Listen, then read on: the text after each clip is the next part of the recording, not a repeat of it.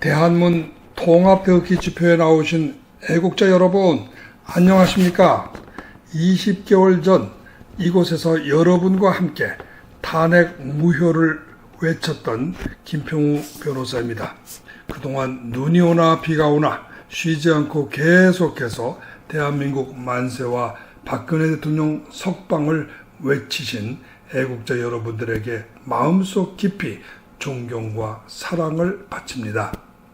그동안 저는 미국 각지를 다니며 애국자들을 모으고 격려하고 미국인들에게 한국의 문재인 정부가 조직적으로 벌이는 법치주의 파괴, 국가 안보 파괴, 그리고 김정은에게 한국의 주권을 갖다 바치는 연방제 음모 등을 알렸습니다.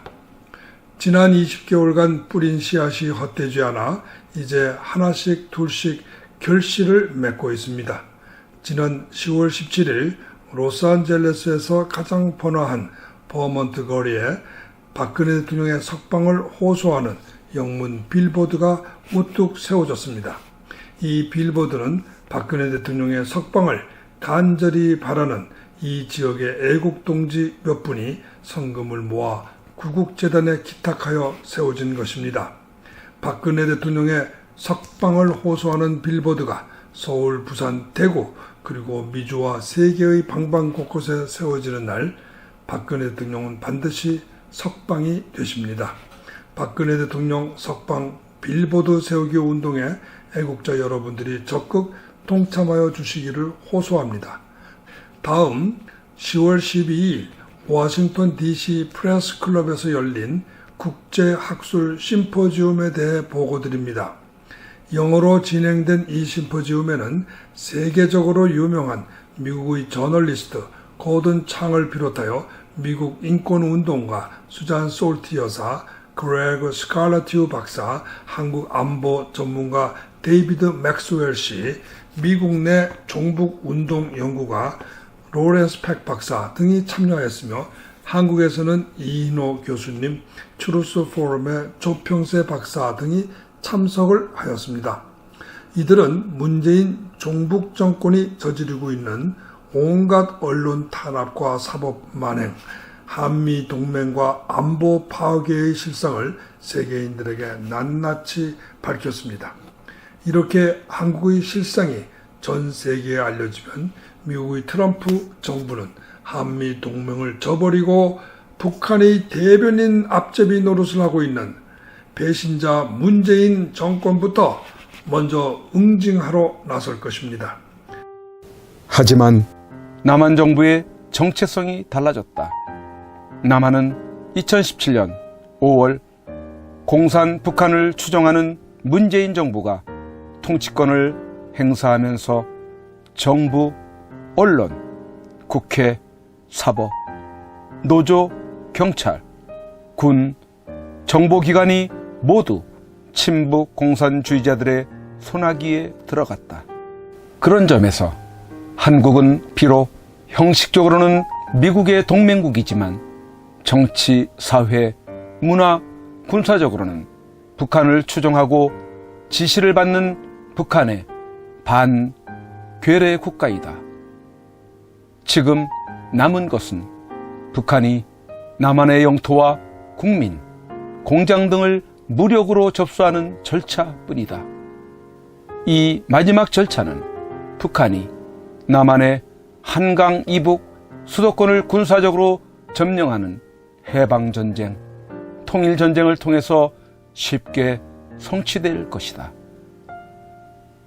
세계 최강의 무력을 가진 미국이 북한을 하루아침에 잿더미로 만들 터인데 북한이 감히 해방전쟁을 벌일 수 있을까라고 생각할지 모르나 미국이 아무리 군사적으로 강해도 한국의 종북 공산주의자들이 남한의 정치, 사회, 문화, 군사를 모두 장악하는 것을 막지 못한 것처럼 미국이 아무리 군사적으로 강해도 정치, 사회, 문화, 군사적으로 한국을 완전 장악한 문재인 정권이 연방제의 구실로 북한에게 남한 또는 서울의 영토를 전부 또는 일부 북한에 바치는 것을 막지는 못한다.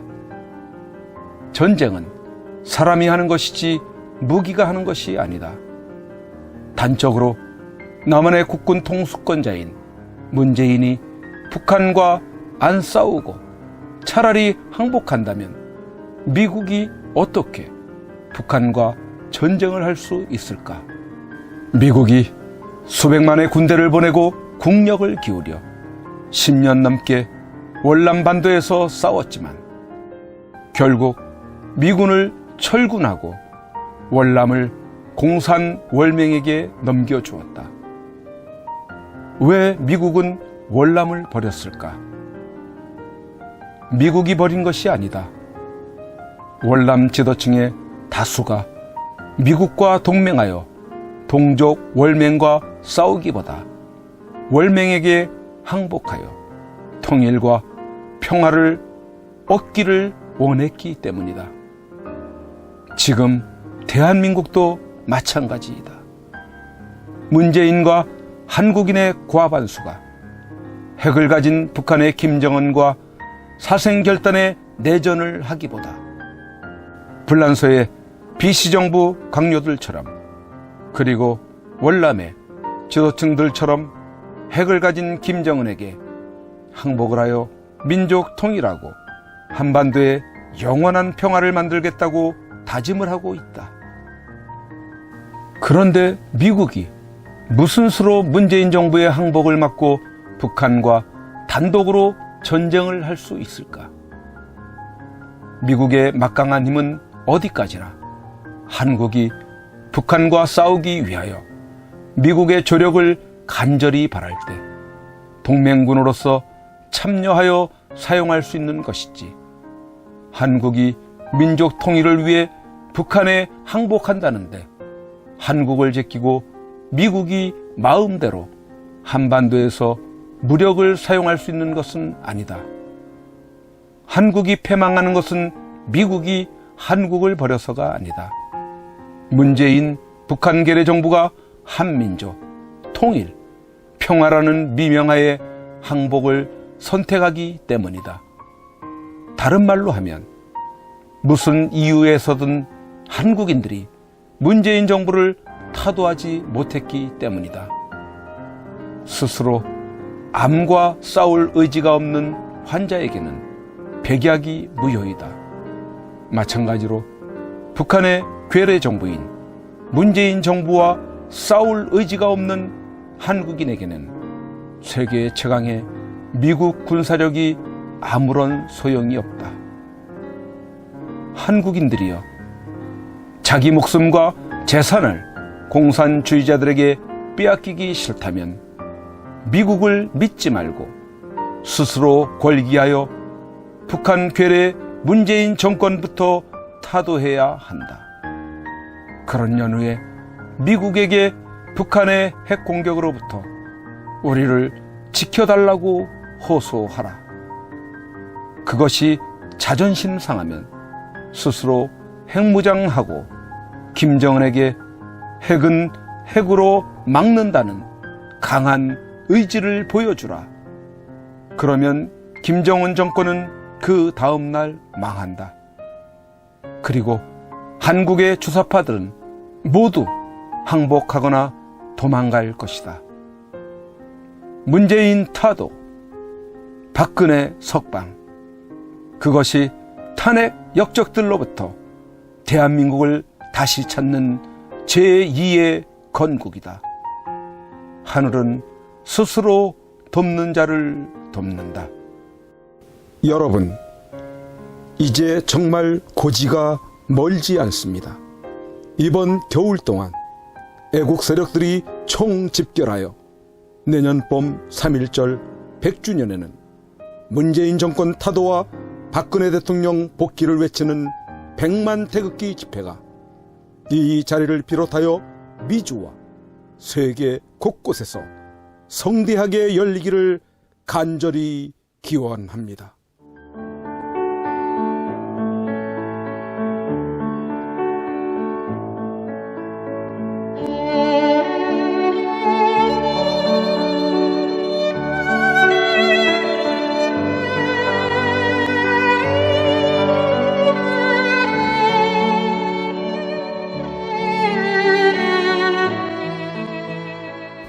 2018년 5월 31일 손상대 애국집회 사회자께서 출소하시던 날, 아직도 여전히 저 담장에 갇혀 영어의 몸으로 계시는 박근혜 대통령님이 계시는 아주 가까운 지근 거리에까지 가 보았습니다.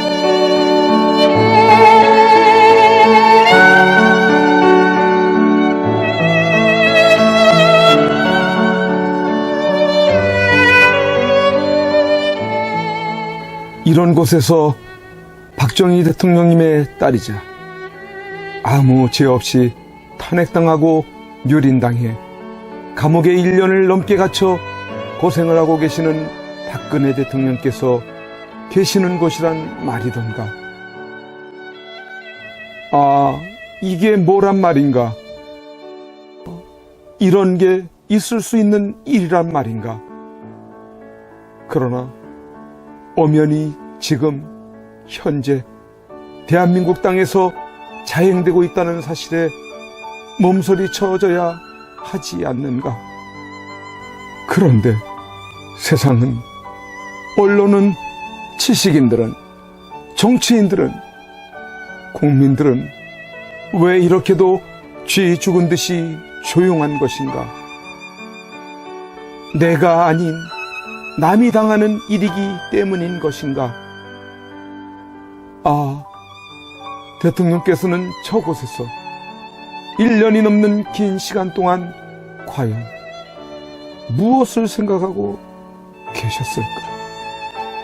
지난날 청와대에 계실 때 함께 곁에서 있었던 배신자들이 누구인지를 아시고 분을 사귀지 못하고 계실까? 아니면 자신으로 인해 대한민국이 너무 무너져가고 있는 것을 염려하고 계실까? 우리 국민들은 바란다.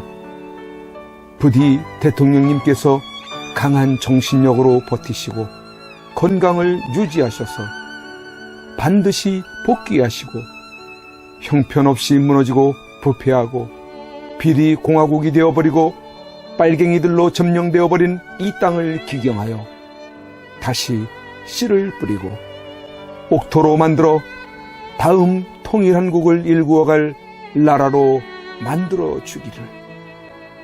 왜냐하면 박근혜 대통령님만큼 깨끗하여 믿을 만한 사람이 없기에.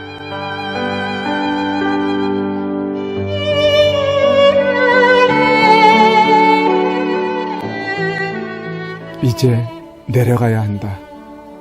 내려가기 전에 대통령님께 이렇게 외쳐본다. 박근혜 대통령님! 옥체를 보존하십시오! 선구자 방송입니다! 보내드리는 엽서를 통해서 힘을 내시고 대통령님의 결백이 밝혀질 것입니다! 멀지 않았습니다! 더 꿋꿋이 버텨주시고 많은 국민들을 통해서 많은 엽서를, 더 많은 편지를 보내드리도록 그렇게 힘쓰겠습니다. 건강을 지켜주세요. 안녕히 계세요.